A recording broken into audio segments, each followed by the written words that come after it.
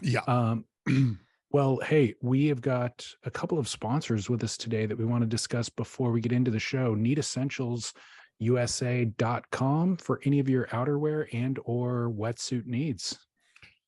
And also the Need Essentials can provide you with accessories like leashes Great point. and dry bags, which I'm the kind of guy, I like to have my car sort of loaded with some backup equipment.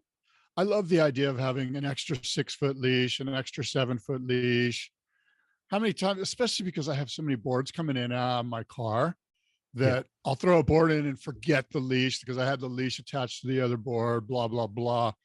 So Need Essentials is crucial for really fine price points on that stuff. So that's another angle there.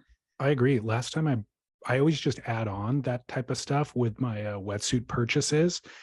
And I think last time I paid $20 for a leash. So it's just like a no brainer. Add 2 or 3. Let me ask you, do you run the comp leash or the thicker leash? I like the comp leash as much as as much as I can get away with it, I until can't it breaks, stand, which it doesn't. I know I can't stand the thicker leash. I feel like the comp leash used to break when I was younger more than they do now. Maybe I'm just not surfing as serious of waves as I used to try to surf. Who knows? But the thicker leashes, I just can't stand the tangling of them. Yeah, they just feel, yeah, they Yeah, feel penal. exactly. That's the word that I was thinking of as well. But yeah, for $20, throw them in the mix. And I was just on their site checking out pricing. And I again, we talk about it a lot, but I can't get over the pricing. 4-3 liquid taped thermal chest wetsuit. So this is all the bells and whistles for the 4-3 is only 234 US dollars. For the 3-2, it's only 225. So just ridiculous pricing. Buy that, throw in the leash, throw in the booties, all that sort of stuff, and you'll still come out ahead. You need essentialsusa.com. And then for real water sports, I was thinking about I'm still thinking about the Eddy. And I was like, if you wanted to get into big wave surfing, where do you even start? You know what I mean? Like, I haven't held very many big wave guns in my life, so I don't even know what would be Well, best for me. What? and that's a big question that probably should go into the regular program. But surfboard wise, where do you start? If you have to ask that question, you probably shouldn't be getting into big wave surfing. I definitely should not for many, many reasons, including that one. But real water sports, I was checking them out. Not only do they have big wave guns from Paizel, Christensen, Ross, and Maurice Cole, a who's who of kind of big wave board shapers, but they have those vests, impact suits and vests too. They've got the Quicksilver Airlift vest. They've got the Patagonia impact suits. Big wave, of course, leashes are required for that world, fins and all that sort of stuff. Then they also have board bags that are big enough to hold a 10-foot gun. So you can, and by the way, experts to help guide you through all of it. So Real Water Sports is kind of your one-stop shop if you do need a place to gain insight, information, expertise, all that sort of stuff. Yeah, absolutely. Real water sports. We're huge fans, and Trip's a friend of ours. And look, it's your one-stop shop for everything surf. Shipping worldwide daily too. Yeah, guy. Yeah, friggin' guy. I just was given the nod, which is go ahead and start the show. Yeah, guy. Yeah, guy. Welcome everybody. It's Spit. We're talking surf here. David Lee Scales, Scott Bass. It is Tuesday, the last day of January, the 31st of January in the year 2023. David, good afternoon. Good afternoon to you. We've got a special show today too. One, Donald Brink will be calling in about 5 minutes here to join us. Oh, wow. That's cool. That's going to be fun. Well, sweet. I don't know what's on your plate. I do have a kind of an interesting story. I rode a board. I was down in Mexico a couple of years ago and I rode a board that I just loved. And I wanted to just like buy it off of the guy, but I couldn't do that. And for one reason or another, I couldn't get the guy who shaped the board to make me a replica of it. And so I randomly the other day saw one of the boards. A guy pulled it out of his truck and I was like, oh my God, I've been trying to get this board for like 2 years, like I basically begged the guy to make me a board, but he just couldn't do it for personal reasons. Had some health issues and I think a relationship that his mind wasn't right. Got it. And so I said, you know what? I took some pictures of the board and I, the outline, and I go, who is the guy that can make me this board? And I immediately sent a text to Ryan Sakel and I'm like, Ryan, I really need this board. I've been jonesing about this board for 2 years. And he's like, well, look, bring it by or come by and we'll talk about it and we'll see what's up. And so I'm super excited to have Ryan making me sort of like a Steve Liss fish type vibe, like a kind of a performance oriented fish, not like a round nose, but pulled in 15-inch nose, wide point forward, hidden volume in the chest, but pinchy rails, forefin, some double barrel concave, and we'll see what happens. But I'm so excited to be working with Ryan. Ryan's made me a bunch of boards and it's sort of like, I kind of feel like Ryan's like my go-to guy for custom surfboards, because he's just so open-minded and he's an expert, like he knows his stuff, but it's like he told me yesterday, he's like, look, I want to learn, like, yeah, I'm not like Johnny know-it-all here.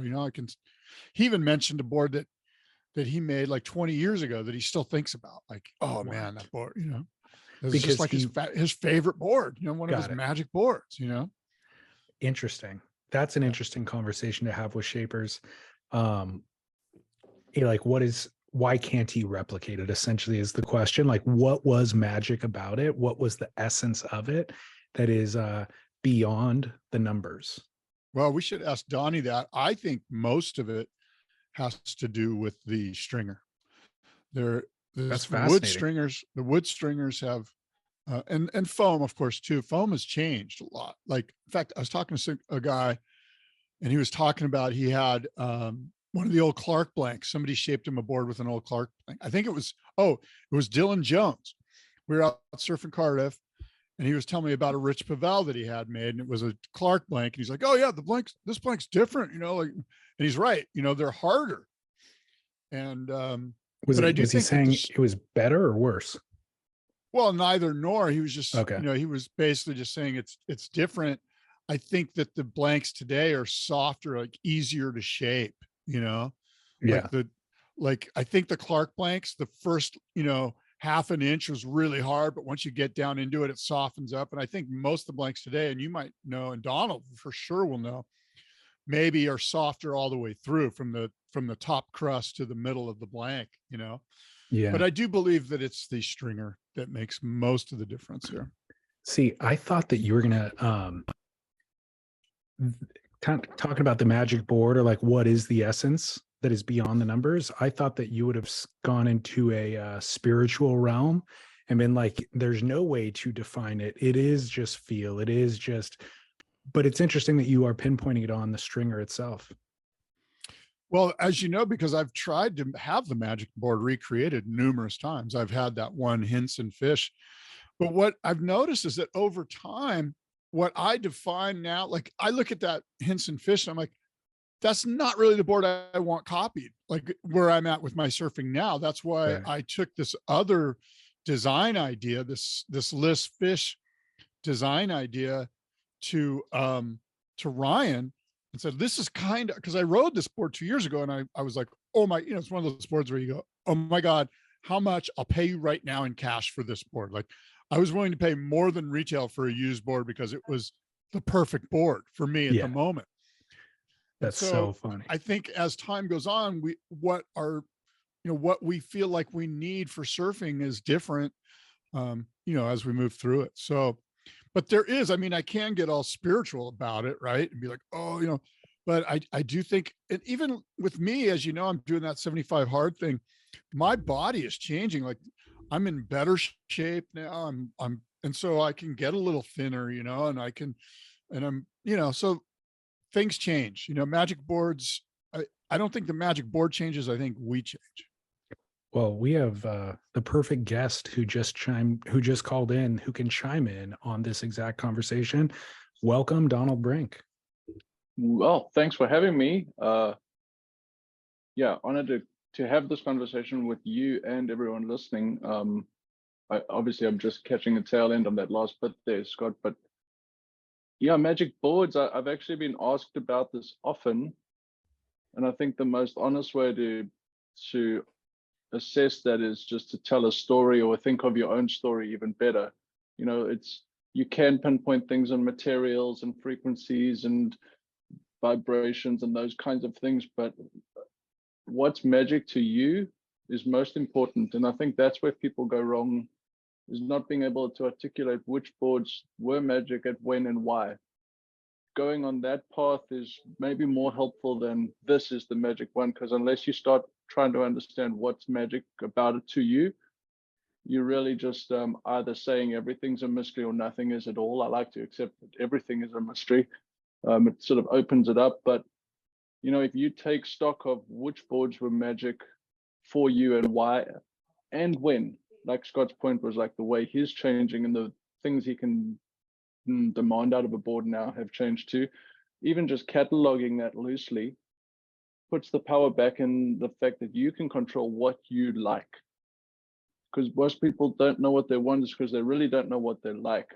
And to tailor a list of frustrations has been most helpful for me. It's a negative way of looking at it, but it really laying that out really starts to pinpoint, this is what I'm after, because these are the things I don't like. And maybe I've progressed beyond that or towards that.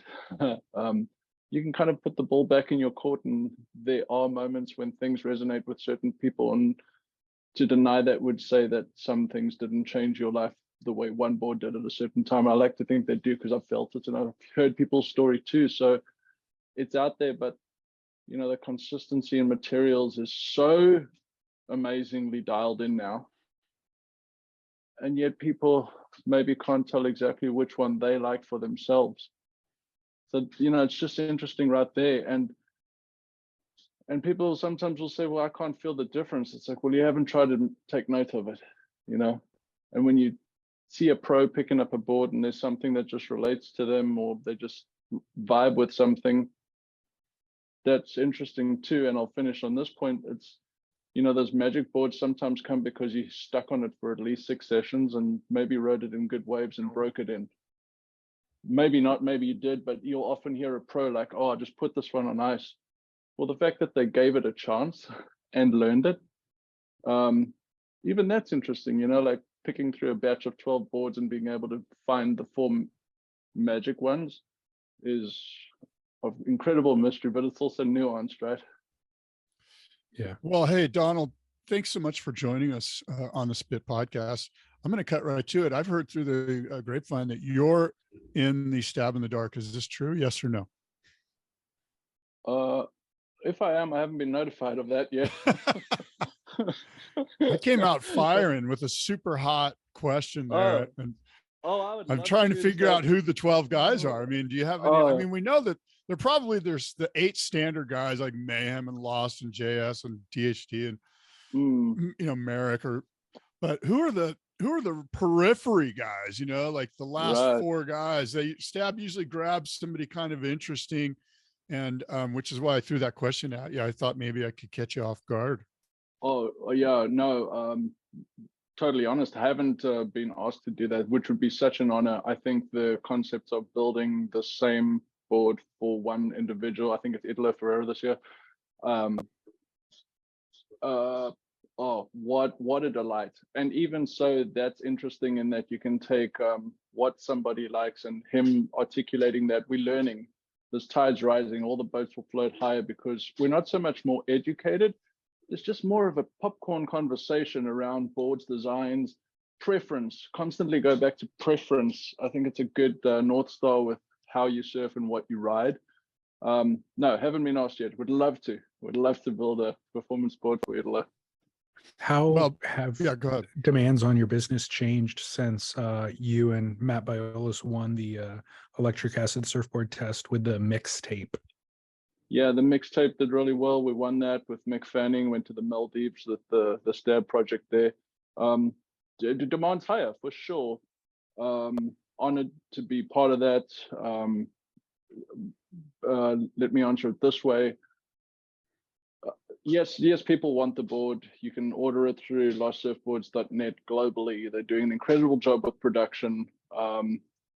Stay tuned. There's a new model release coming out just next month after next, but just keep following along, and I'm really excited about that. It's along those lines. I'll leave it at that. But for me, my business there has been a increased interest, people reaching out. I am manufacturing the model in my process, start to finish by hand. No logos, no fancies, all the frills I choose to use.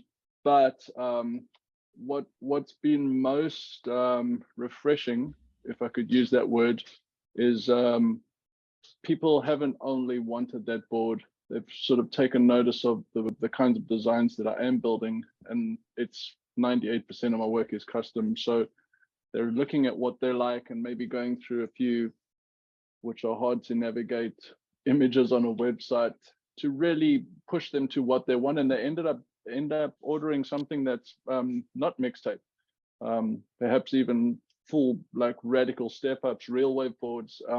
So to me, that's been incredibly honoring to be able to build boards for people that I think have just maybe earned trust in the concept of maybe asymmetry, or just the hands-on approach, or what I'm doing, or that. But yeah, I've been grateful for that. Awesome. Did you have a question, Scott?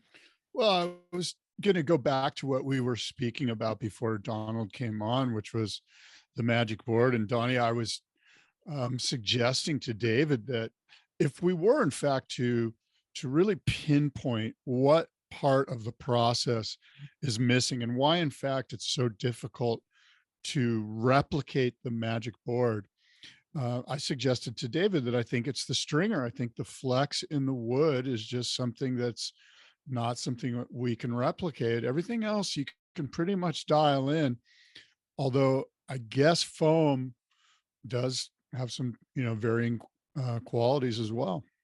I'm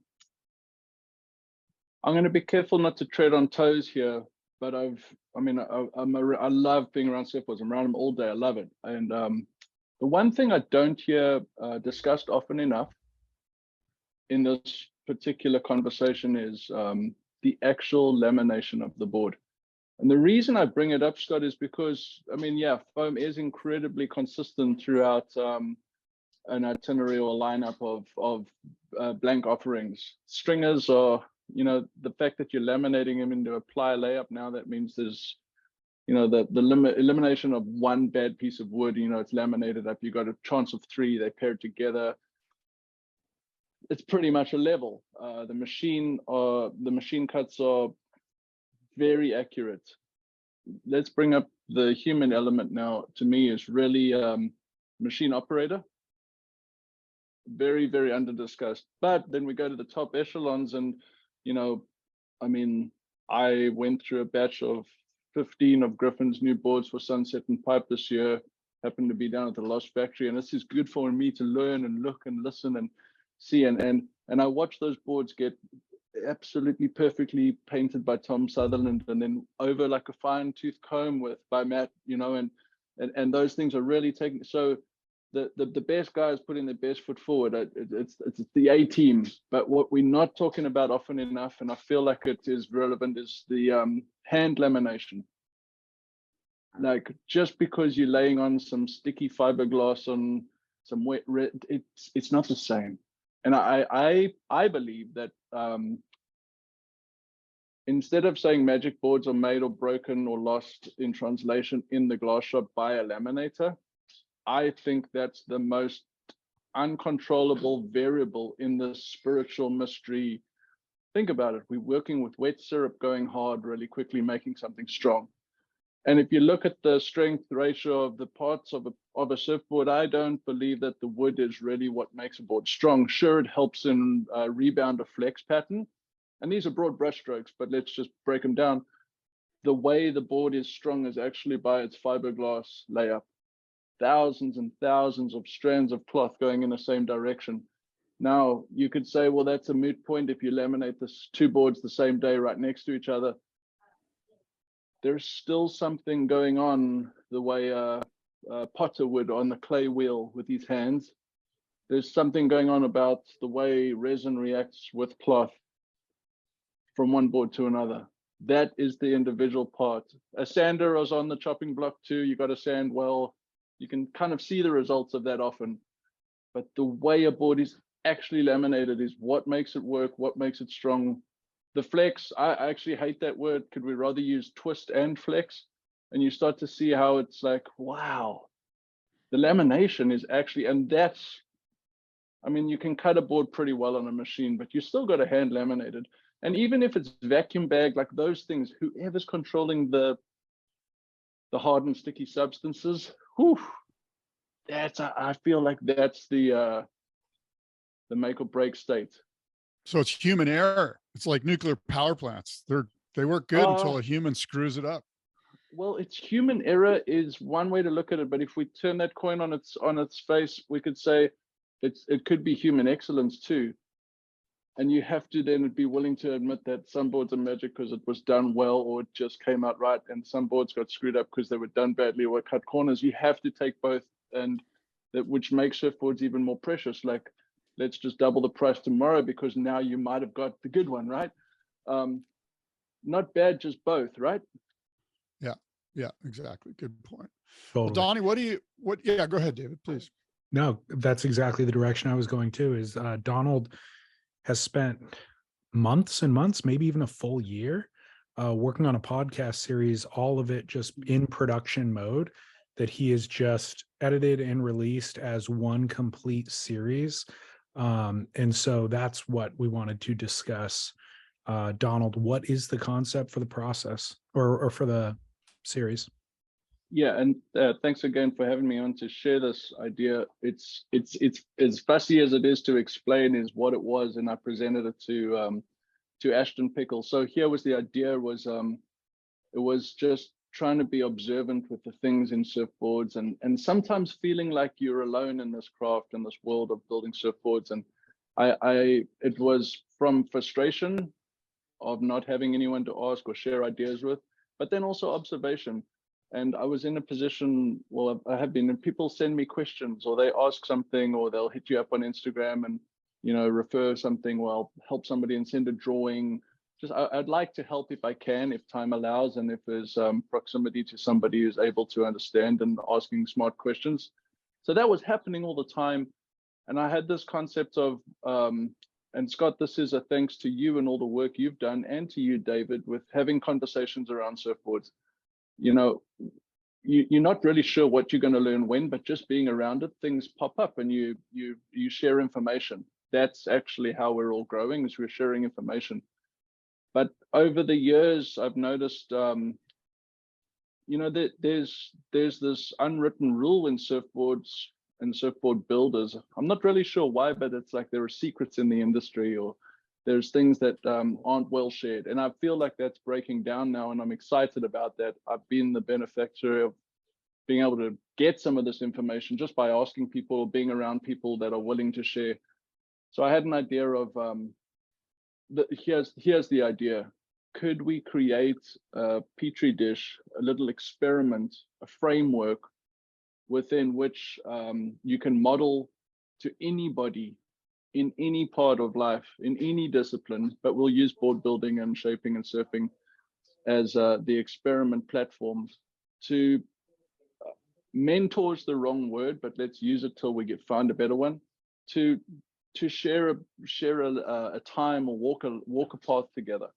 So that's what I did. I hit up a young shaper, Ashton Pickle. His little brand is called AH Vessels. He's building incredible surfboards, but I'd seen him doing good work for long enough, and he was shaping by hand, was shaped by hand. So that really gained my respect for this experiment in particular. And I said to him, you know, like, just hear me out, but let's get together for a year. We'll meet weekly. And then every 3 months, let's record and capture what you want to learn. So the concept was, you know, those conversations that I'd have with board builders once a year down at the boardroom show were perhaps the most treasured and precious things. Yeah, you got to meet new people and customers, but there were old friends that you would see that maybe drove down from Santa Cruz, and I knew I'd see them once a year. And sometimes it was like a detailed question on relative humidity when you're throwing hot coats in epoxy. You know, sometimes there were technical questions, and sometimes it was just high fives and attaboys. So we got together every year, every week, for the entire year. Most times it was a surf. Oftentimes it was just an early morning. Ashton come in, watch me laminate a board. He was really fascinated and wanted to watch me work in that realm, which was fun too. But then every 3 months we cataloged what he wanted to learn. So if you could put it in a nutshell, the podcast series is 6 parts.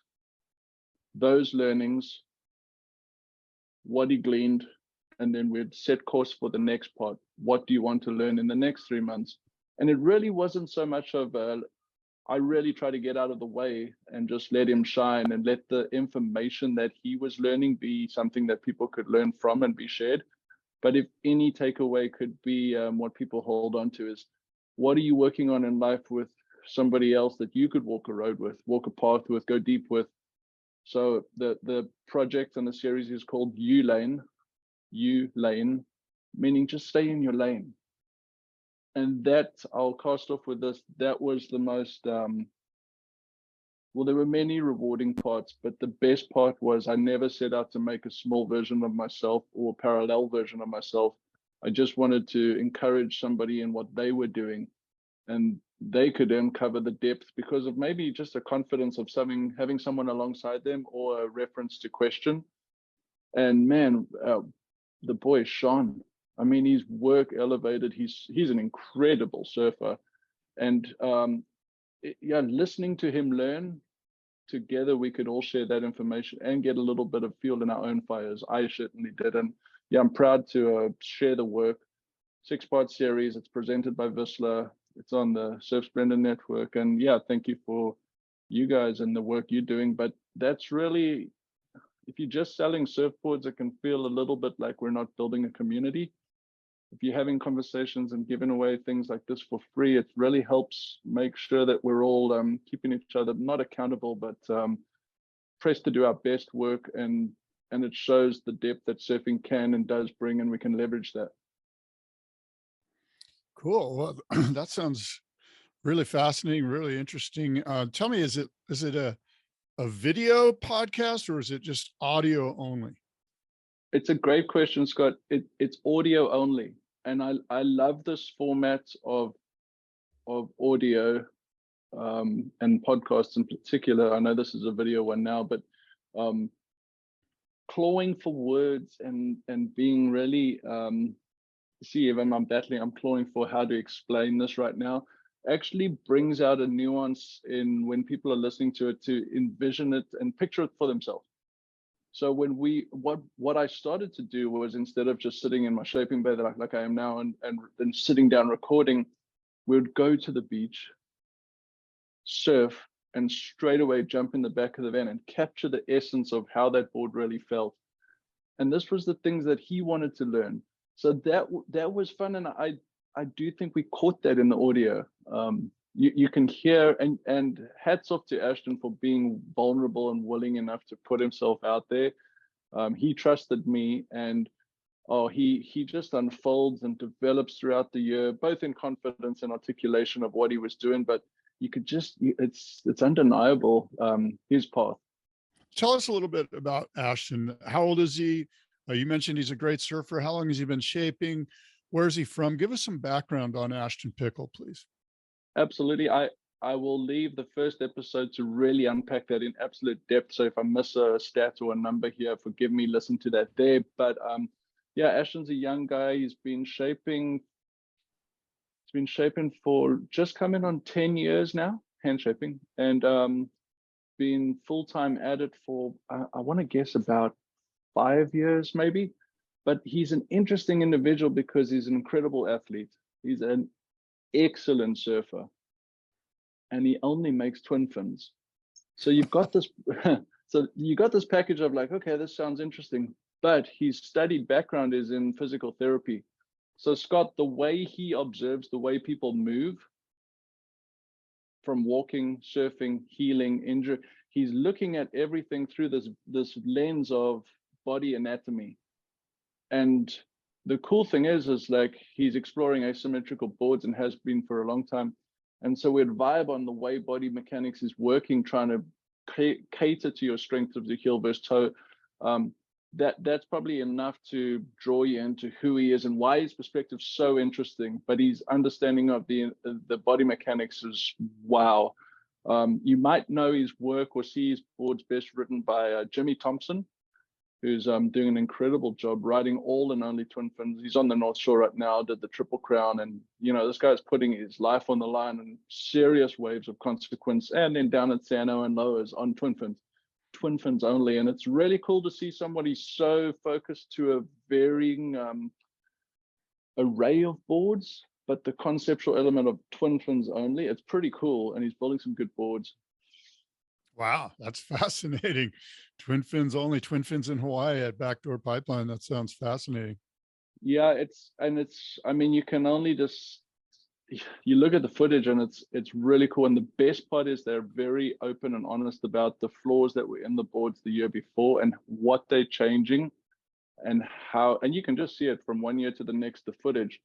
And yeah, hats off to Jimmy. What an incredible surfer. In fact, we interviewed him on episode 5. I needed to know more. And he's a young guy out of South Carolina. He wanted to get better at surfing, moved out to California, and he's been here for 5 years, just shy of 5 years now. And his surfing has, in my opinion, turned heads. He's got this raw approach to the way he rides waves. It's fascinating and it's cute, but it's undeniable because he's doing the right thing in the right part of the wave every time. And I can't wait to see where he takes his brand of surfing. I feel like people want to start surfing like him. Does that make sense? When you see people almost like paving a path that like others will follow because it's so both beautiful to watch. It's unique, but it's beautiful to watch, but it's also I guess right thing at the right part of the wave is what he's doing. It's pretty cool. So, well, the series is a genius concept. I think we've heard a lot about shapers who have mentored other shapers, you know, like so many people have come on under Brewer or whatever it is, but none of their conversations were ever recorded. And so to be a fly on the wall in that same kind of dynamic is really interesting. And to be perfectly honest, Scott and I interview shapers all the time, but we're not shapers. And so we're asking questions from the position of being a surfer who appreciates boards, but to have two shapers discussing ideas who are also surfing and then discussing immediately is a genius concept. So I appreciate you doing it. Well, thank you. What's funny though is what boiled to the surface, and hopefully to be transparent with the framework, was it wasn't surfing only. Obviously, we used surfing as our lens. We did try, and everything is unedited, by the way.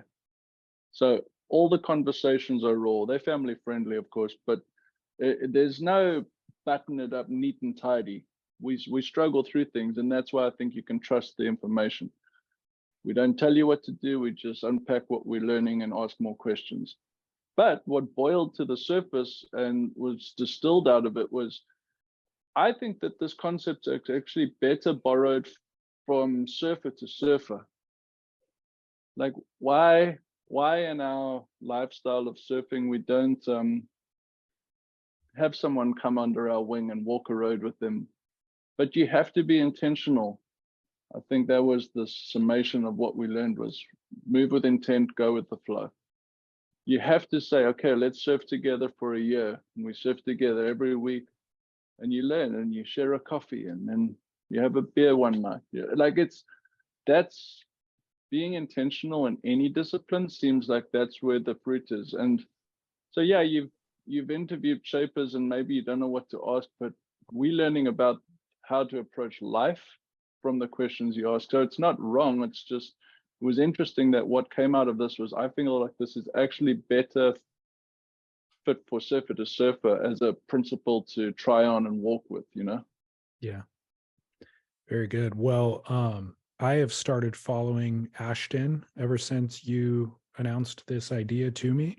And he's fascinating. Great, like you said, great surfer, but the boards that he's building are really interesting too. So I encourage everybody to go check that out, AH Vessels.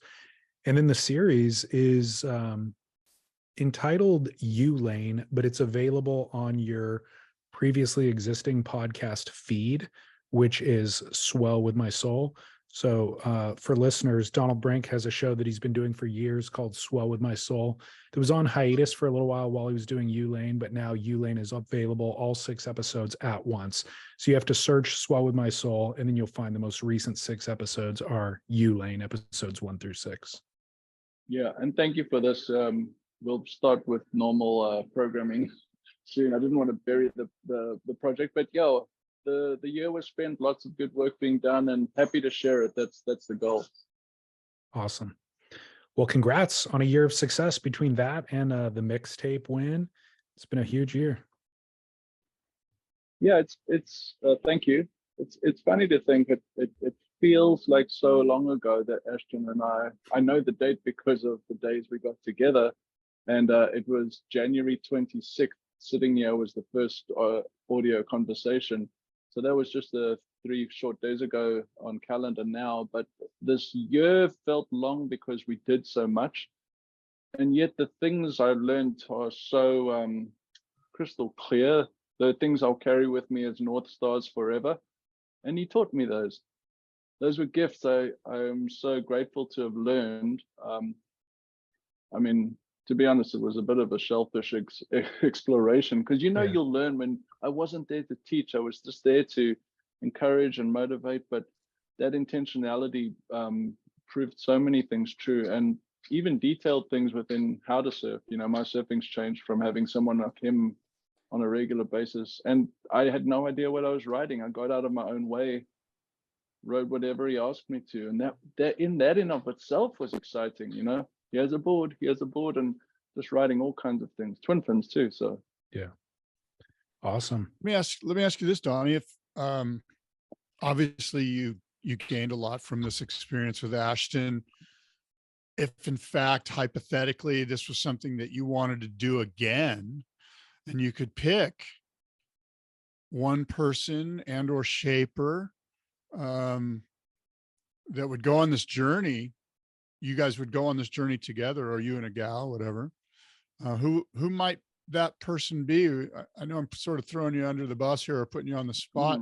And I'll tell you, the reason I bring it up is because I keep thinking of Matt Kinoshita, who does this great job on YouTube of just, he's very giving, and it seems like that's when you mention intentionality, that's the kind of guy you need. That kind of tone needs to be set early. So is there somebody where you're like, maybe this guy, but you really don't know? Because with Ashton, you got to sit down and have coffee and kind of, you got to get to know him. So I don't know, throwing that out there. What do you think? It's a good question. I haven't thought about it too much, and I'll tell you why. Is because Ashton and I's experiment has actually now continued. So this next year is looking like we're actually going to be even more specific on very certain elements. So it's become more of a technical exploration rather than a buddy system. But to answer your question properly, I would probably meet with a surfer rather than a shaper if I had to spend another year, to mix it up only to yin and yang information. Because if you get so board specific and forget surf centricness, it's all about technique. So I would probably go in that vein. Hard to answer right now. But to your point of Matt Kinoshita and the beautiful work and information he shares, yes, agreed, amazing. But I always feel like people sometimes think, oh, I'm not a Matt Kinoshita, I don't know enough, I don't have something to share, or they don't have a confidence enough to put themselves out there. And I totally understand maybe those feelings. I don't know they're true, But I'm imagining an old salty shaper down in Western Australia. Let me give the little mate down the road a chance. Like if something like that could catch fire, and imagine people, and having one person under your wing versus starting a YouTube channel is way more manageable and authentic in terms of you can just be yourself and you only have to be vulnerable in front of one person, let alone a camera. That really is the goal. So, I mean, to be totally transparent, I approached Whistler with this idea the November before last. And I was like, hey, what if we had this sort of mentorship program where you get younger and older, or just brothership and sharing ideas? And they were like, well, it's good. I'm not sure anyone will do it. And I was like, well, I'm going to do it. And so I did the work, and I'm grateful to them for presenting this series. They helped me put that forward, which is really, I'm grateful for that. But the concept of, I think it's a good concept, but don't have to make it so overwhelming and big. You know someone in your life that you can help out a little bit, and it's not always old to young. It's just across the path. I'm not sure why it is in surfing that you don't get somebody calling you out on bad technique. You might have, Scott, because you surf with the same people often enough. But when's the last time somebody pulled you apart and like, dude, your front arm's all cocky on the front side floater? You fix it like this. It just doesn't happen, right? No, And, it and I and I understand that maybe in surfing because it's such a exploration of one's own self. But when it comes to surfing, then surfboards and shaping, it doesn't have to be the same way. We can share. So that's maybe where this came from. I have a feeling you're going to get a lot of people asking you to mentor them after this conversation, but also this series after they listen to it, because you are so open and willing to share. So you might have to turn down a ton of people. Well, to be honest, we can forward them to this series, and it's like, well, here's a year's worth of learning, start there. So it is, like I said, it's something to give for free. You'll probably learn very similar things, and then your own path will be unique to and of yourself. But I would throw the ball back and say, you know what, why don't you guys spend a year with somebody else? Like this isn't about finding me, it's about finding who you are. That's the YouLane. Yeah. It's terrible branding, I understand, and the name's even weak, but it needed to be as fussy as the concept was, which is fussy, I admit. Yeah, find somebody in your own life. You're fine. You don't need me. Good advice. Yeah. Well, Donald, thank you very much. Yeah, thanks for having me. I know I spoke a lot. There was a lot to cover, but I appreciate the opportunity to share these ideas and the concept and the podcast and the series. Thanks to all your work you do, Scott, both on the podcast side, the boardroom show, and more. Yeah, really, really appreciate it. It's a good community we have in the surfboard world, and it's an honor to be a part and to share. So, thank you, Donald. Yeah, thanks for being with us. We really appreciate it. All right. I look forward to listening to the rest of the show. We'll be live soon in a day or two, I'm sure. Yep. Right on. All right. Thanks, Donald. See ya. Bye. Bye. Scott, seems to be about your bathroom break time right about now. You know what? AG1, it goes right through you. All right, go for it. Yeah, guy. Welcome back. Yeah, buddy. Donald's always great. Oh, yeah. You know, he mentioned a word which I think summarizes Donald's sort of character, and that's intentioned. He has such meaningful and deep intention about everything he does. And I know you've ordered boards. I've had boards from Donald. They've been great. And it's just, he's just a sweet human. Man, intention should be the word of the year for me, maybe for us collectively for the show, because it comes up all the time, I guess, the older I get. But I was reading that Troy Eckert caption to you last week. Yeah. I actually recorded a podcast with him as well that I'll publish in the next week or two. And he mentioned that word intention, like setting the intention for that day, you know, and not just the day. It was something that he had been working on for a long time, but otherwise you just go through, you live your life habitually through habits, you know, of things that you're used to doing. And so you end up servicing something And you might as well dictate an intention for what you want to service and try to achieve that goal. And I yeah. do that every day. I'm sure you do too. I consider it prayer, right? Like in Yeah. some ways, prayer is simply setting an intention. And so Totally. if we wake up in the morning and start our morning off with some prayer, probably the day's going to work out. It's a good way to start for sure. Well, in surf news, my focus has been on Hawaii since we last spoke. What do you got going?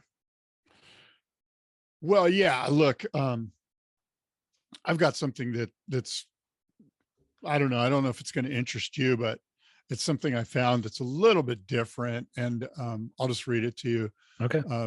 What if I said jump for positive future? Jump for positive future. What would you think? Van Halen. Okay, good. Well, no, JPF, Jump for Positive Future, is a company. It's publicly traded, 800 employees in Japan, and it's famous for growing track cycling, that once obscure sport of chasing opponents around an oval track on hipster fixed gear bikes. This company, JPF, launched in 1951 in Japan. They built the business on the back of their successful photo finish technology. Well, now JPF is focused on, guess what, David? Surfing. Even deeper than that. Olympic surfing. Wave pools in Japan. Geez.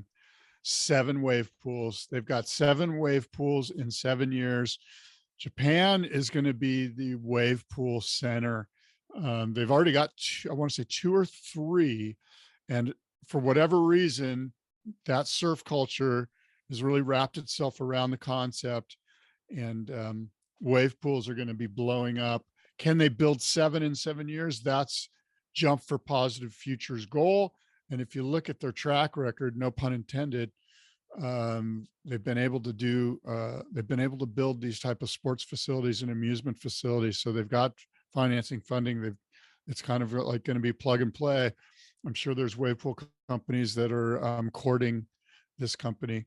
So they're not building technology. They're just building the event structure and then utilizing somebody else's tech. Yeah, licensing tech or buying it or whatever. Yeah, it's really interesting. That is an interesting analogy too, the track cycling, because there is an analogy there. Like cycling existed in the wild, right? And then somebody said, hey, we're going to bring this indoors, put them in a track. They all probably looked at each other, or the critics looked at each other and said, why would we want to watch them go in an oval? Like cycling is only interesting outdoor when you're looking at the environment. So there's a lot of analogy there to surfing. And the answer is because they have this successful photo finish technology, which makes it exciting at the very end. You know, okay, we have a winner. So if we continue with that analogy, in the wave pool space, is it how many off the lips can you fit in before the wave's over? Like, is that something that in Japan they go, hey, this is how we judge it? Like, how many times can you go bang, bang, bang, bang, bang, bang, bang, bang? You know, this guy got 15 off the lips in or whatever. I don't know. Just riffing with you here. Yeah. So we had a lot of these conversations 3 years ago, you know, about the wave. No, I still want to have it. I'm just saying, like 3 years ago, we were really trying to analyze, what does this all mean?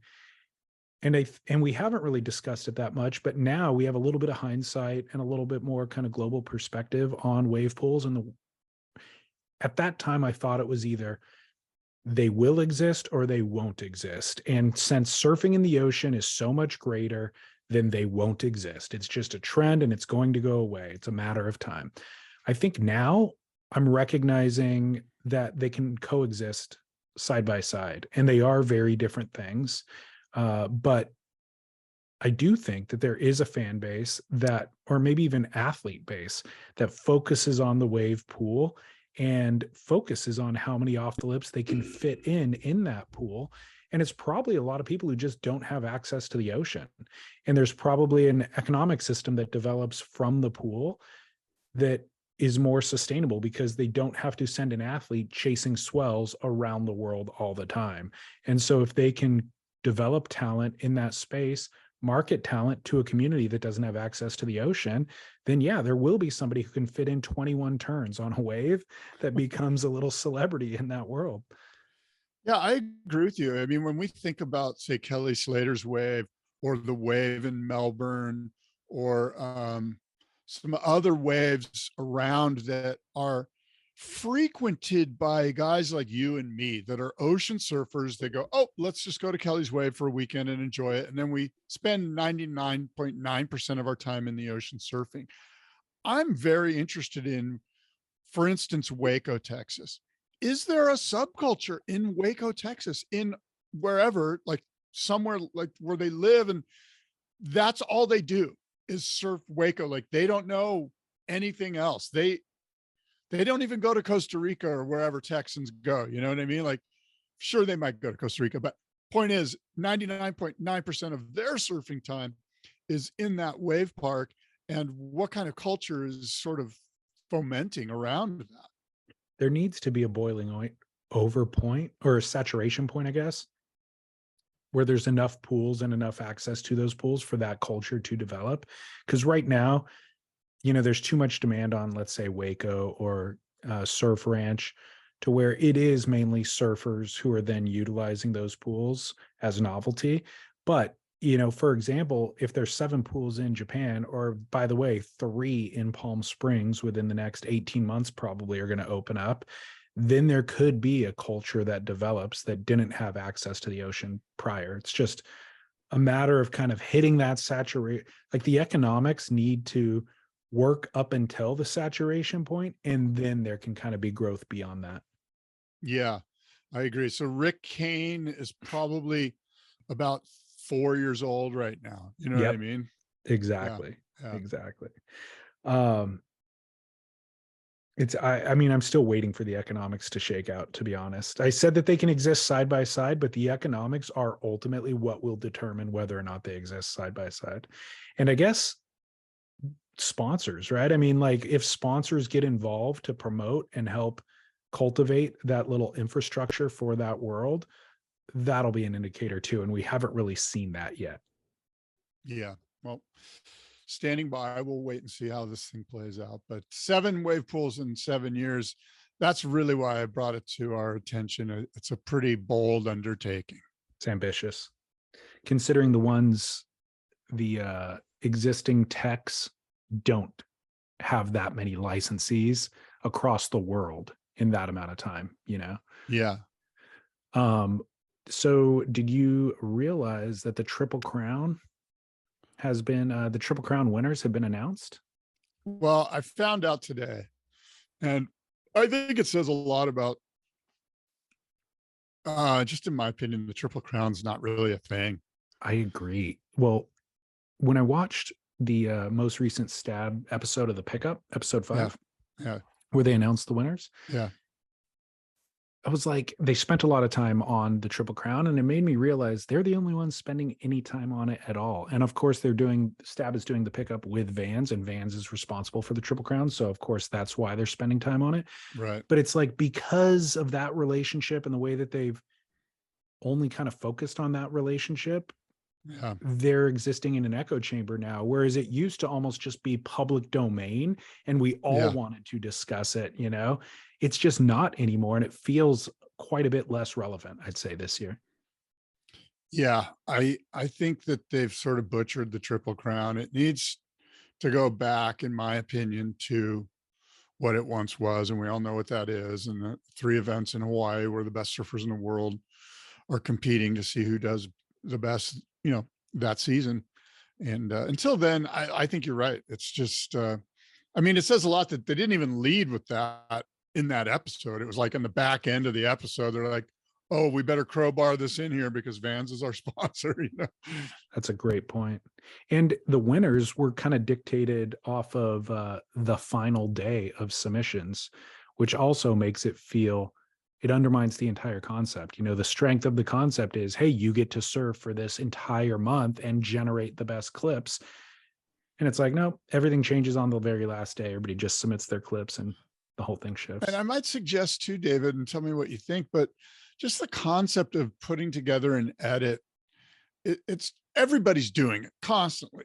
And it's almost like you don't really need the Vans Triple Crown digital version. Like we can just go online tomorrow and find out that, you know, Ivan Florence is standing up in a massive barrel, or Dane Gudauskas at Himalayas, or, you know, it's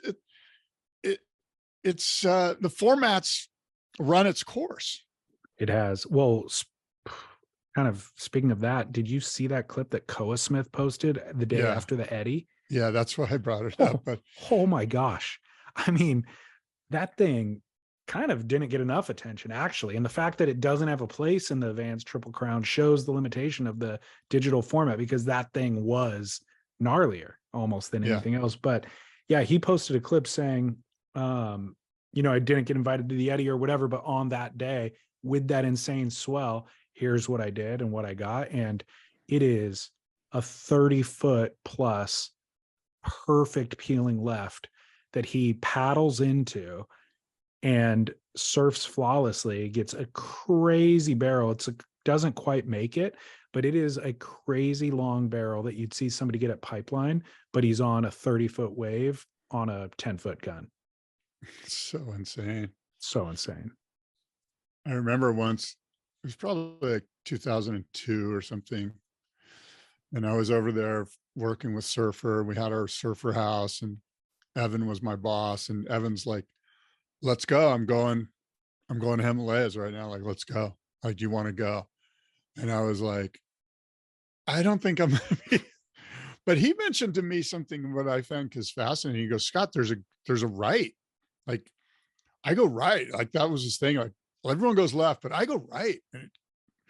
But well, I had my chance at fame out there, and thankfully I was smart enough to opt out. Evan had already put in probably a decade or two at Mavericks at that point, so he was qualified for that session. Yeah. But if you know your limits, it's smart to stick to your limits. Well, I think part of it too is I was sort of naive or ignorant or stupid enough to bring, like, I would bring a big wave board to Hawaii every year, you know, and Evan's like looking at this 9.6 and going, what are you doing with that thing? Let's go. You're either doing it or you're not, you know? And I think after that season, I remember I'm just going to bring a 7.2 and a 6.2. You know?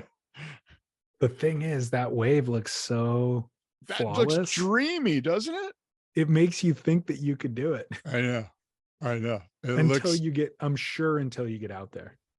Oh my God. All of those big waves video does not do it justice. You have no idea what you're getting into. You can't be 50 years old. You have to be 25 years old and in top shape and in top form. Yeah, completely. Well, we should announce the Vans Triple Crown winners just for the sake of covering that. Finnegan McGill took first place on the men's side. Carissa Moore, by the way, the third year in a row that she's won this.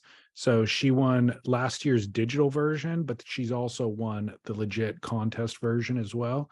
And then number 2 on the women's side goes to Zoe McDougall. 3 goes to Brissa Hennessy. 4 goes to Moana Jones-Wong, who got a perfect score for that wave at Pipeline that came in the moments after the backdoor shootout. So had that happened during the backdoor shootout, that would have been, her points would have gone towards the backdoor shootout. But because it came after the buzzer, she was able to use that clip for this. And then on the men's side, Finn McGill in first. Second place was Imai Kalani DeVault. Third place was Ivan Florence. Fourth place was Ethan Ewing. Yeah, and look, we're not trying to poo-poo any of their efforts. Those guys and gals are obviously top level surfers, and I know they put in the hard work, and I'm stoked that they won.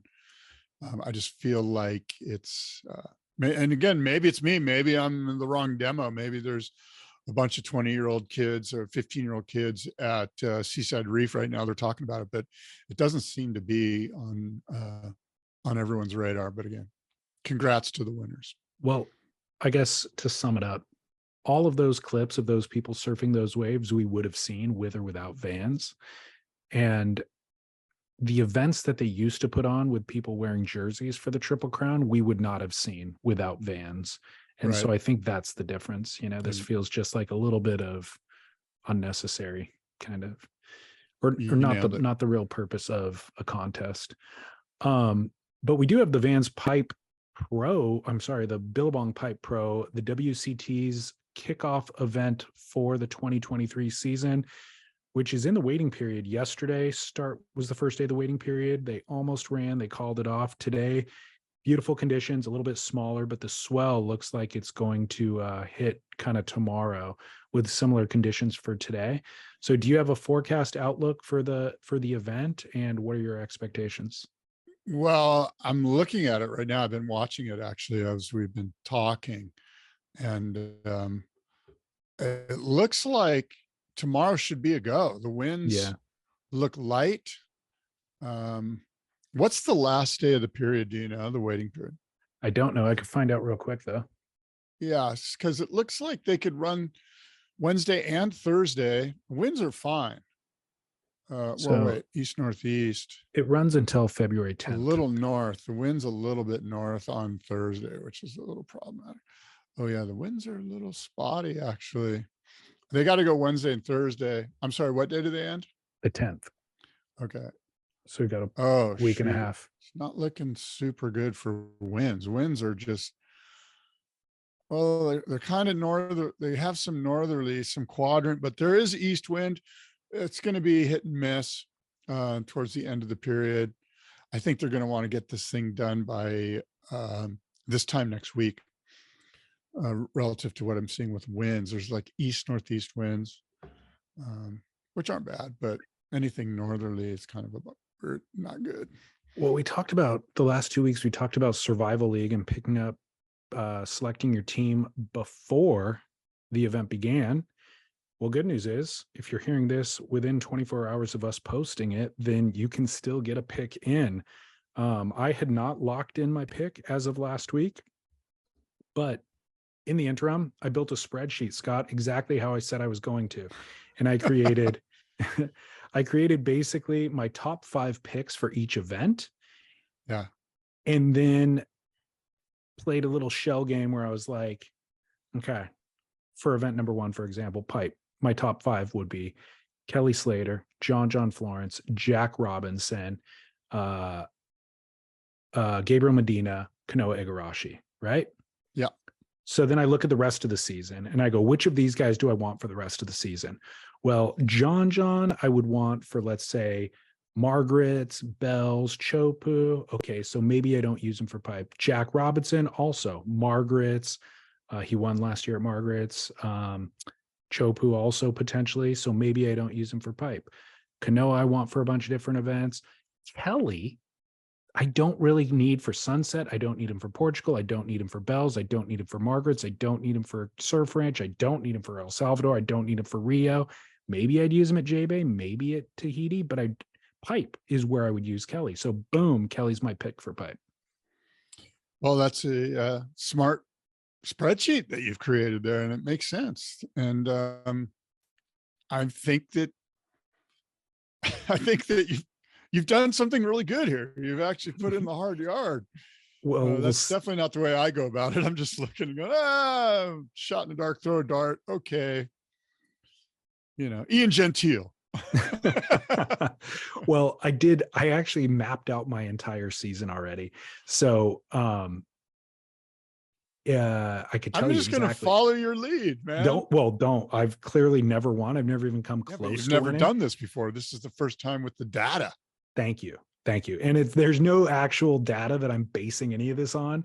Well, I guess I am kind of looking at wins, who's won what. But for example, for Sunset, I've got Baron, my top 5, Baron Mamiya, John Florence, Jack Robinson, Jordy Smith, which, by the way, Jordy is such a gamble, right? I hate to even mention his name in the mix, but he's at Sunset. He would be a pick. But anyways, Baron Mamiya, it's like he's won out there. I don't need him for anywhere else. So he seems like a gimme pick at Sunset. So I'm going with Baron for Sunset. I've got Idolo for Portugal. Decided to use John for Bell's. I'm going to use Jack Robinson for Margaret's. I'm going to use Kanoa at Surf Ranch. I initially had Felipe in Surf Ranch in my Surf Ranch pick until I ran everything. And I was like, I think I'd rather have Felipe in Rio because Rio's a gamble, but he's won out there 4 times or something. And Yeah. so I'm like, man, Felipe he is the pick for Rio. So I need him for Rio, but Kanoa never doesn't do good anywhere. And he's done well at Surf Ranch as he should. And so boom, Kanoa goes at Surf Ranch. Griffin for El Salvador, because El Salvador is still a wild card spot. We don't really know, but he won it last year. Ethan Ewing for J Bay based on his win from last year, and then Gabriel for Tahiti. Look at you, friggin' season. Yeah, that's good. You've got it all. You have no more work to do. You can just mail it in. Why don't you just mail in the entire list to our friends over there and you're good. I've thought about it, but somebody could get injured. Anything can change. What about if you created a survival league and you took the bottom 20 or something? Like I made you have to pick between Jackson Baker, Ian Gentile, Ramsey Bochheim, Maxime Housineau. It's a great game. I love this game. That would be fun. You know who I would pick for pipe? I would probably pick Matt McGillivray. Yeah.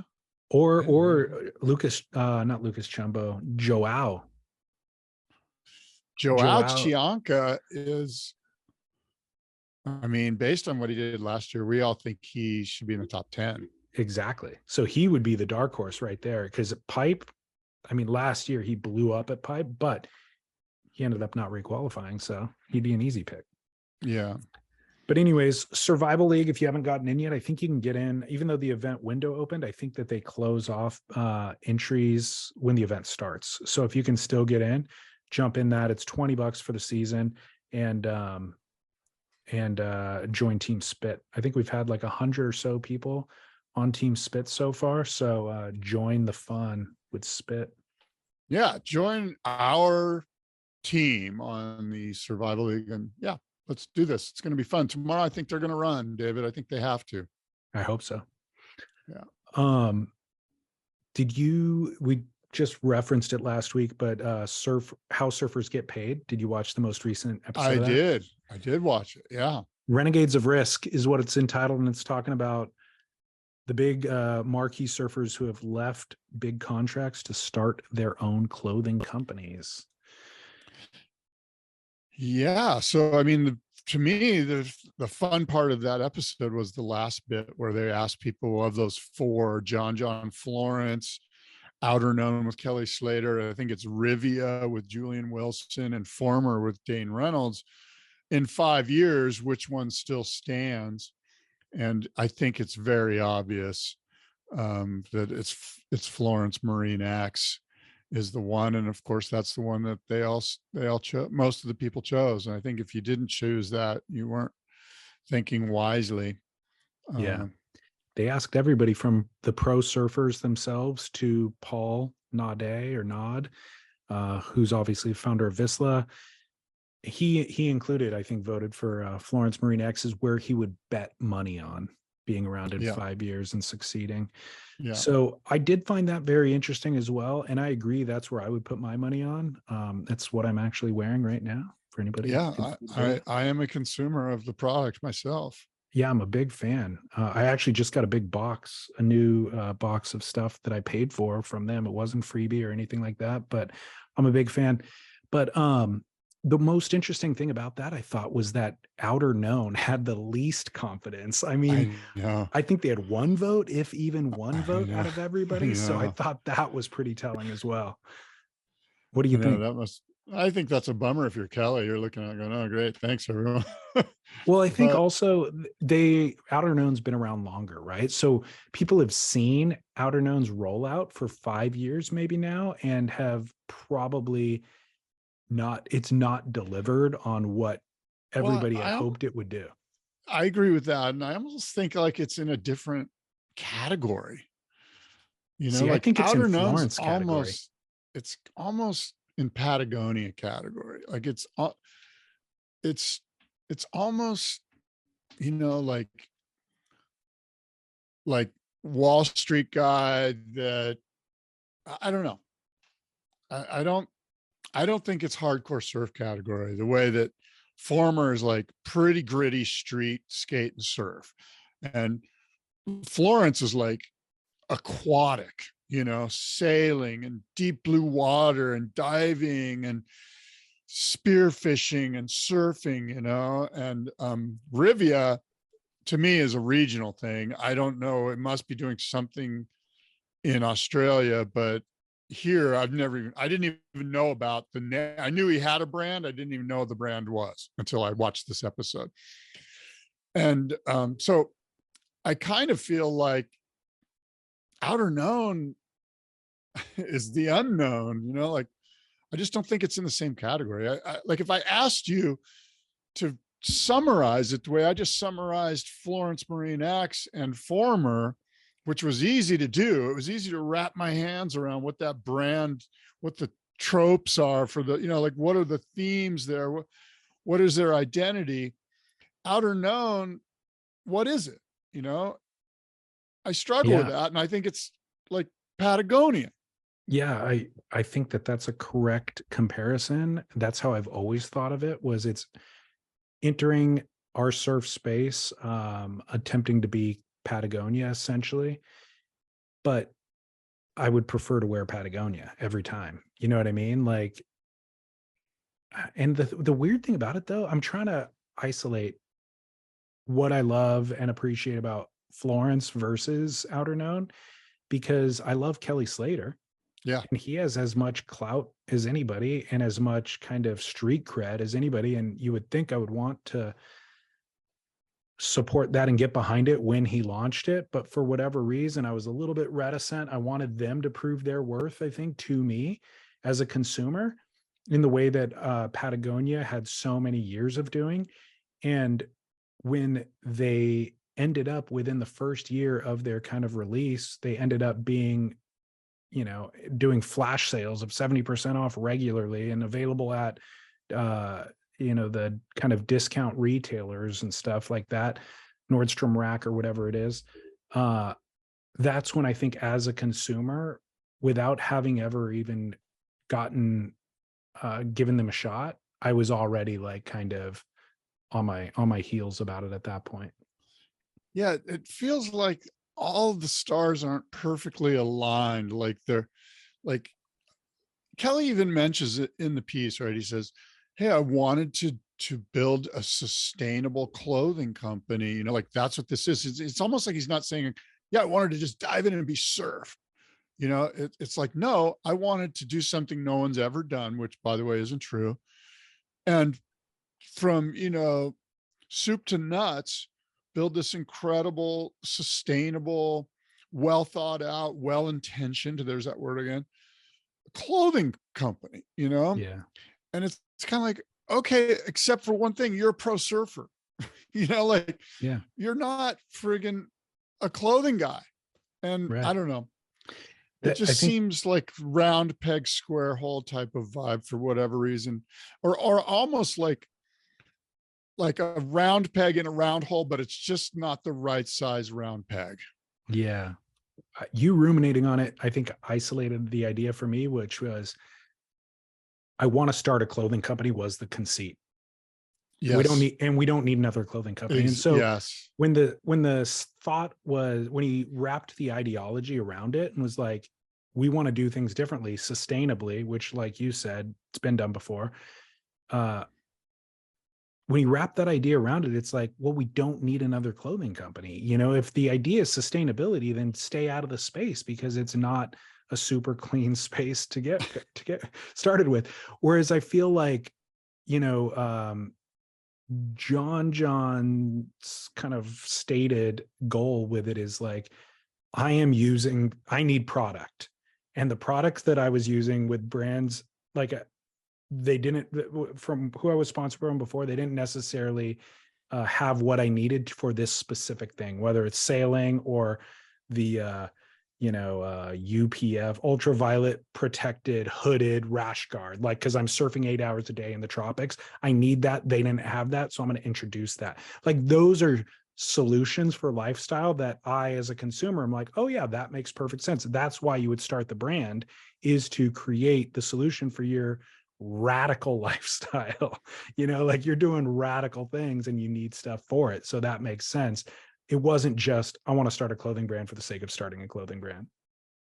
Yeah. I totally got that from when they interviewed Kelly too.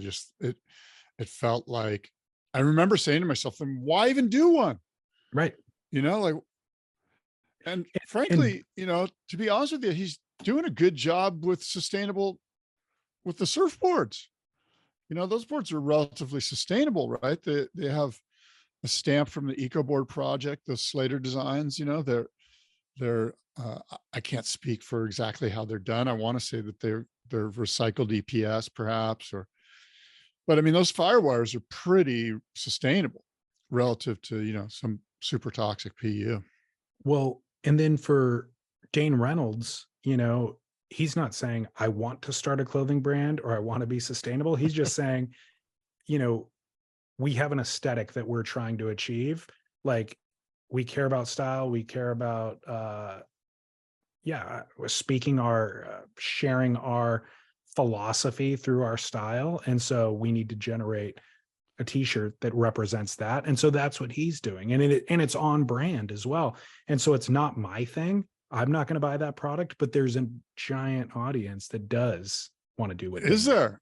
That's interesting. Well, I don't know about giant, but there's an audience for sure. Yeah. That was another one though, where I was like, why do these guys want to I felt like they were going, oh, we're surfers and this is what surfers do. And I was going, no, guess what? Those guys are clothing manufacturers. That's called the soft goods market. It's run by brilliant people in New York City.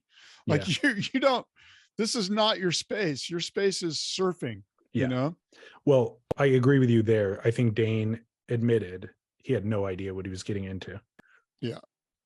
But the funny thing is, with that series and the way that Stab has done so good on their video production quality, I felt like the series validated those brands to a certain degree. You know what I mean? Like, there's other brands that they did not highlight. And for them to have picked these and highlighted these really felt like validation.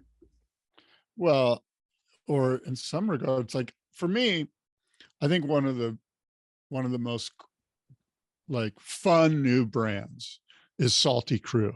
To me, Salty Crew speaks to a guy that loves, bloody decks, loves fishing, loves the ocean, loves to cook fish, loves to surf, loves to get in a 4-wheel drive, 10-year-old 4-wheel drive Toyota and drive down the mainland Mexico and sort of live off the sea, like Salty Crew. And the guy, Jared Lane, I think Jared, he's a San Diego guy who's from Point Loma. That's kind of in that whole, fishing. I mean, that's a fishing community in San Diego. So it's very authentic, like, to me, that's a brand that's exciting, cause it's authentic, and I think John is authentic. I think Florence Marine X is authentic. And I think that there's a little bit of inauthenticity with some of the other ones. Well, congrats, by the way, to Salty Crew, because I agree.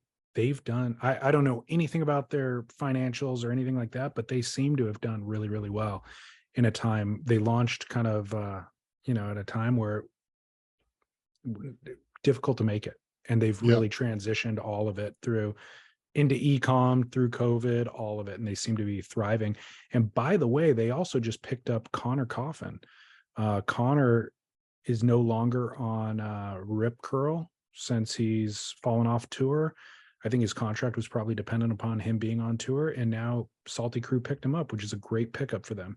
Yeah, I'm glad to see that. And congrats to Connor. And like I said, that's one of, there are other brands out there too, by the way, because you mentioned the 4, and frankly, I think Salty Crew should be in there above some of the ones that were mentioned in this feature.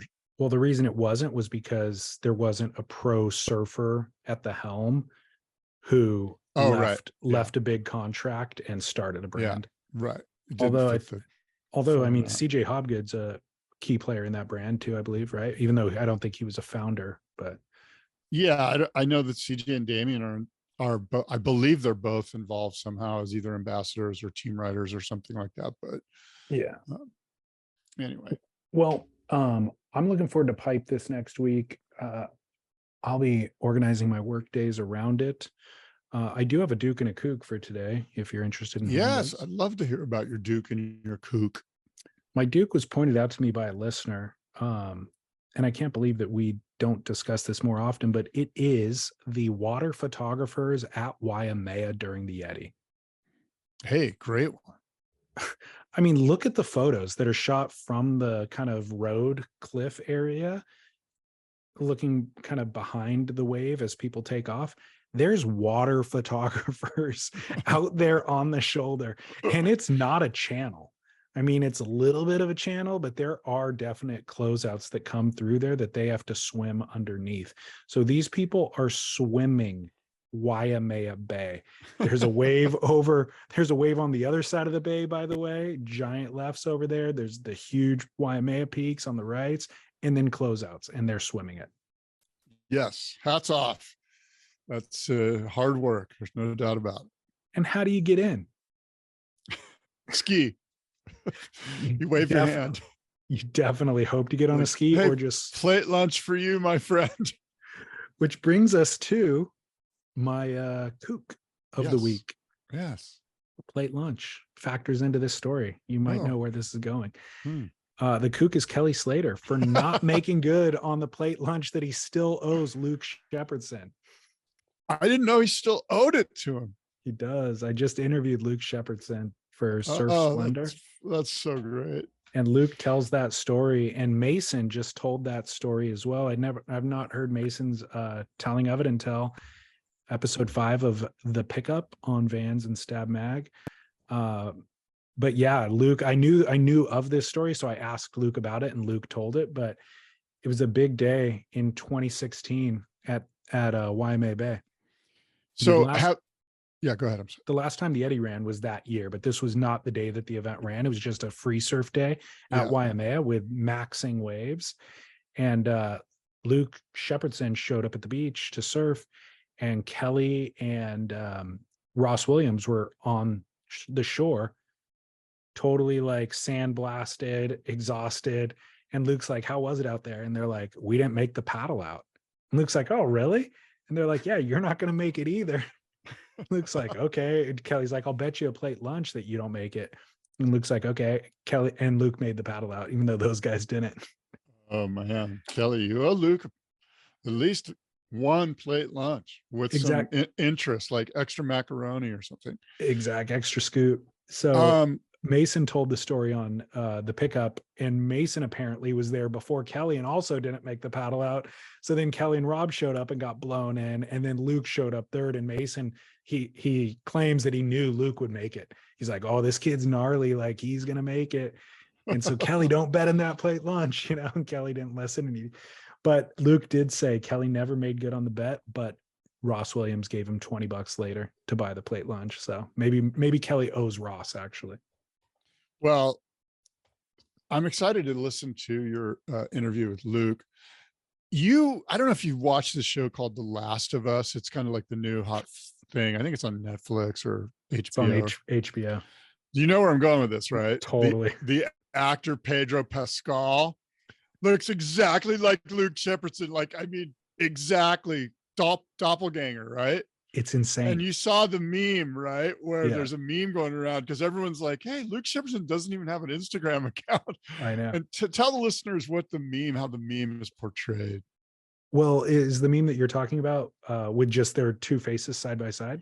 No, it's Pedro with a phone, and it's like, and it says something like Luke blocking your Instagram request. Yeah, Luke blocking your Instagram request. And this guy looks exactly like Luke Shepardson. It's crazy. It's identical. It is. I'm looking at a picture of Pedro right now, and I mean, I think when I first saw it, I'm like, oh, wow, that's pretty cool. Luke's got a phone in his hand. And then you realize that's Pedro Pascal he was also Narcos. Right. Yeah, no, the looks, it's uncanny, the resemblance. And honestly, I was talking to Luke about like what opportunities are presenting themselves this week since he's won the Eddie, like he's going to have opportunities. And I really got to thinking, and I'm like, forget about like taking a contract with some surf brand that's going to last, if you don't continue to make internet news, the contract's going to go away in a year or two. I'm like, screw that. Go start working in Hollywood. Use this birth to do something for Pedro Pascal in his next movie, like as a stunt double, and then get into that stunt double scene and do that for the next 30 years. I mean, there's a lot of guys, Mark Healy, Eli Olsen, a lot of those North Shore guys who do stunt double work. For Hollywood for legit money. Yeah. It's interesting.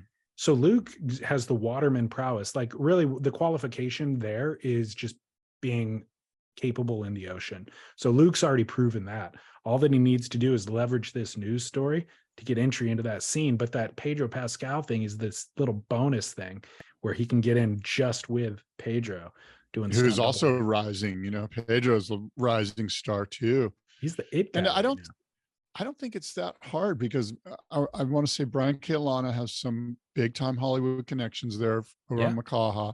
It's just a phone call to him, Larry, and probably Healy. There's a bunch of there's other guys. I think Brock Little was even doing that for a long time. There's quite a few guys that are involved in Hollywood stunt doubling. So shouldn't be too hard for Luke to make that quick connection. I was thinking, what other, like the star is burning bright right now. Like how else can you tap in, can you tap into like a new Toyota or Ford from the Ford dealership in Honolulu, or, what is the other quick and funny enough, what comes to my mind is Florence Marine X, like a cool little sponsorship with them. Maybe it's, I don't know. See, 12,000 a year, give him 1,000 a month and some clothes and let him be the guy for, I don't know. You're thinking too small. I think maybe I would hire Bethany Hamilton's management team. Oh yeah. Because that's somebody who had this newsworthy story, who is still benefiting off of the, off of her celebrity, basically, without having to compete, without having to chase down like Instagram followers and all that kind of thing. Because that's not her personality type. That's not Luke's personality type. I was going to say Luke seems, the only thing is that Luke seems even more, I don't want to say humble, but there's definitely that, but he's more reserved, right? He's not like, I don't really want all of this limelight, like Bethany went on they did a movie and she went on a speech giving tour and she learned as she went. She kind of grew into this role as a spokesperson, I remember seeing her early on and she was just this, 16-year-old girl that didn't really, lights in her eyes, didn't really kind of have a sense of what was going on. But Luke's, in late 20s, probably maybe 30 or whatever. And 27. He's reserved. Yeah, but that's my point, is that was Bethany's management team, because like you said, early on, Bethany didn't know it either. Yeah. It's a management team who understands their strengths and their weaknesses, who then creates a career based on that. It'd be a foolish management team to say, you're going to start a vlog. Now here's what selfie mode is and get out there and make 2 videos a week. But if they do partner with the exact right brands, which might be Visa or American Express, even better. American Express, you're going to go do a commercial for them and you're going to make $70,000 off that, rather than here's a small surf brand who's going to pay you a pittance. No, I think I do like mainstream, non-endemic, big time, bang, and make it easy. You're right. The smart PR team is going to be like, look, our guy can say maybe 4 words during this commercial. We're going to have footage of him riding huge waves and the 4 words he's going to say are going to make a huge impact, Yeah. And so boom. Yeah. He's already done the hard work, by the way. Yeah. So all he has to do is show up and you have to, you get to benefit from his likeness. Yeah. So Oh, speaking wow. of mainstream non-endemics, athleticgreens.com/surf. Thank you always for being with us. Look at Scott and I have empty Eve. bottles. That is why today's show was so sharp, is because neurons were firing. Right. Byron, look at Athletic. you doing your friggin' arm curls. Yeah, exactly. No, this is for 3D viewers out there. I've been I did 45 minutes on the bike today. I did 20 minutes of upper body, arms and shoulders. Amazing. I Yeah. expect you to be buying a big wave gun, headed to Oahu next year. No, I'll be buying a 510. Good. So Going- that's going good. You haven't missed a day yet. No, Good no, for I'm you. fully in it, and it's gotten easier as far as I'm, in a bit of a routine here, and the food intake is really what's the important thing. Like I'm eating kale. Like I'm going to kale brag a little bit, David. I'm eating kale, I'm eating cherry tomatoes, I'm eating egg whites, no breads, no processed foods.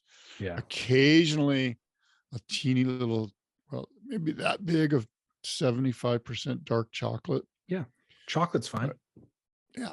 Yeah. It's been I good. thought you were going to say a Lorna Doone, which shortbread No. is not fine. No, But chocolate you can't be mad at. no, people are disappointed that I'm not spitting out sourdough loaves, but I've just, that whole thing's on the back burner. Good. That should be. I love that you said it's getting easier too, because the mental battle is so much of it, Yeah. But I think acknowledging the mental battle is key. And I don't know if you follow David Goggins on Instagram. Do you know who that is? Sounds familiar. He's been on he was on Joe Rogan, I think was like his flashpoint for what blew him up. But he was just really overweight. He was in the military and stuff, and he got his act together. And now he's just like this ultra runner, runs 100-mile races and all this sort of stuff. But he's, his whole thing is just about not being a bitch, basically, And so all of his Instagram videos are him running, looking over at the camera. And, but his thing is, it's going to be hard. Like, don't ever dilute yourself to think this is not hard, or, it will get easier. It's like, it's always hard. Just accept the fact that you're not going to want to go running tomorrow morning, but you still go running. You just do it no matter what. Yeah. It's what life we do. is hard. Life is hard. Yeah. You just get up and you do it every day. There's no option. Yeah. It's funny because it's not about, I need inspiration. No, you don't. What you need is to go do it. Like get into action. If you're waiting for inspiration or waiting till it's not hard, you're never going to do it. Right. Which helps having an accountability partner. Like my daughter's, she's been helping me stay accountable, and vice versa. I have a must listen moment. Yep. So I know you and I listen to a lot of different podcasts. There's this one, I'm going to put it on the screen here. I don't know if you can see it. It's called Macro Voices. Yep. And this one's on nuclear energy. It's called Energy Documentary Episode 4. What's wrong with nuclear energy? It's friggin' fascinating, man. Apparently, and I don't know this, but I'm learning, we are now in an energy crisis, and we're going to be in an energy crisis for the next 20 years unless we get our act together. That's a long time. I would urge everyone to listen to this. It's really, really interesting. If you want to learn a heck of a lot about nuclear energy and what went wrong with our nuclear power plants and why, and hint, it has to do with Richard Nixon in 1970. It's pretty awesome. Very insightful. And if you're into learning about a subject that you know nothing about, which is what I'm into, it's pretty good. Macro Voices Episode 4, documentary energy doc episode. Anyway, got it. Should have named our podcast Micro Voices. Micro thoughts, micro sentences, barely putting together consonants and other vowels and making words. But we can't actually name it that when we got guys like Donnie Brink on. When macro thoughts come on, and we Yeah, that was pretty macro for sure. I agree. All right. Well, look, David, until next time, adios and aloha.